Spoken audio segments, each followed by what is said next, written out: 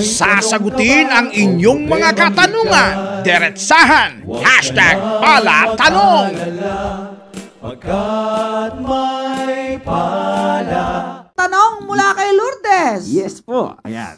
Magandang hapon po, Chief. May itatanong lamang po ako. Ako po ay napaaway sa aking kapitbahay. Dahil sa sigalot po na ito, ako ay nagtamo ng mga pinsala o injuries dahil nagkasakitan na rin po kami. Kasalukuyan na pong nasa barangay ang aking reklamo na slight physical injury. Ngunit aking napag-alaman napapaalis di umano sa ibang bansa ang aking nakaaway. Maaari ba na ma-issuehan ng whole departure order ang aking nakaaway kaugnay sa kanyang kasong pananakit? Maraming salamat po.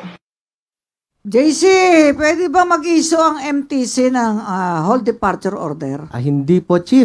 Ayon po ito sa Section 1 ng Administrative Matter number 18-07-05-SC o Rule on Precautionary Whole Departure Order. Hindi po mag-i-issue ng precautionary whole departure order po kung ang kaso po ay may parusa po na 6 na taon at 1 araw o mahigit pa o ang inireklamo po ay 1 banyaga. Sa kaso po ni Aling Lourdes po, Chief, hindi po siya banyaga yung inireklamo po niya at ang kaso pong kanyang isampa ay slight physical injury o may karampatang parusa lamang na 1 araw hanggang 30 araw o fine po na 200 pesos o ito po ay mas mababa po dun sa 6 years and 1 day o mas mataas pa. So, hindi po mag-i-issue ng precautionary whole departure order. Kasi nga mababa lang eh. Kaya nga MTC, Metropolitan Trial Court or Municipal Trial Court.